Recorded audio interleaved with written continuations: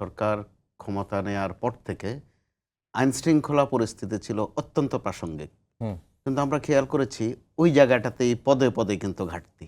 হুম, যখন আমরা পুলিশের সক্ষমতা নিয়ে প্রশ্ন তুলি, দেখা যায় এটা নিয়ে ১-২ দিনের বেশি আমরা কিন্তু এগোতে পারি না। হুম, আমাদের সামনে চলে আসে আরেকটা। হুম, সর্বশেষ আসলো পুলিশ সংস্কার কোন পর্যায়ে আছে। ঠিক ওই সময় বাজারে চলে আসলো যে বর্তমান আইজিপির বিরুদ্ধে কিছু অভিযোগ। হুম, অর্থাৎ আমরা এক জায়গায় থাকতে পারছি না কিন্তু। এর মধ্যেই যখন আবার হাদির ঘটনা, তখন আবারও প্রশ্ন দেখা দিল যে নির্বাচনটা কি আসলে হবে কিনা।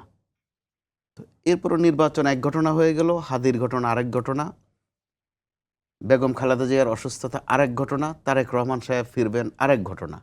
এই যে ঘটনার এই ঘনঘটার মধ্যে যখন হাদির এই উপরে হামলা, আমরা খেয়াল করলাম যে প্রতিদিনে সোশ্যাল মিডিয়াতে কিন্তু প্রত্যেক দিনে তথ্যের সাথে হালকা তথ্য, সাথে বাড়তি তথ্য, অপতথ্যের যোগ। হুম, শেষ পর্যন্ত যথারীতি বিধাতাও তার ভাগ্যে যা রেখেছে তাই হলো। তারপরেও কিন্তু আমরা দেখেন শুধু শোকের মধ্যে থাকতে পারলাম না, শোকের সাথে বিক্ষোভ যোগ হলো, স্বাভাবিক। হুম, এর মধ্য দিয়ে আবার যেটা সাদা বাংলা যেটাকে বলে ঘর পোড়া আগুনের মধ্যে আলো পোড়া খাওয়া, যেটা আপনি ইংরেজিতে বলেছেন স্যাবোটেজ করা, হুম, সেটা কিন্তু স্পষ্ট। এখানেও আবার একটা উদ্বেগের বিষয় আছে। গতকাল তার রাতে মৃত্যু নিশ্চিত হওয়ার পরে যে তথ্যটা আমরা পেলাম, ইনকিলাব মঞ্চের মাধ্যমে প্রথম পেয়েছি। তার কিছুক্ষণের মধ্যেই প্রধান উপদেষ্টার খুব সংক্ষিপ্ত একটা ভাষণ, অত্যন্ত পরিচ্ছন্ন। তিনি ওই স্যাবোটেজের বিষয়ে কিন্তু একটু আলোকপাত করেছেন যে কেউ যেন চোরাগলিতে পা না দেয়, সবাইকে কেউ সাবধান থাকতে বলেছে। সাবধান থাকতে বলেছেন। তিনি তার ব্যথার কথাও বলেছেন, অল্পর মধ্যে পরিপূর্ণ একটা বক্তব্য রেখেছেন।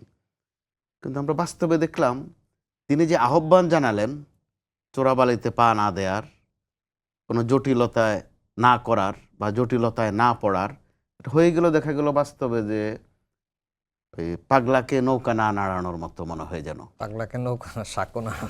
হ্যাঁ, যাই। এটা আমরা সাঁকোও বলা হয়, নৌকাও বলা হয়, আচ্ছা। যে না নাড়ানো। দেখা গেল নাড়ানো আরো বেশি হয়ে গেল।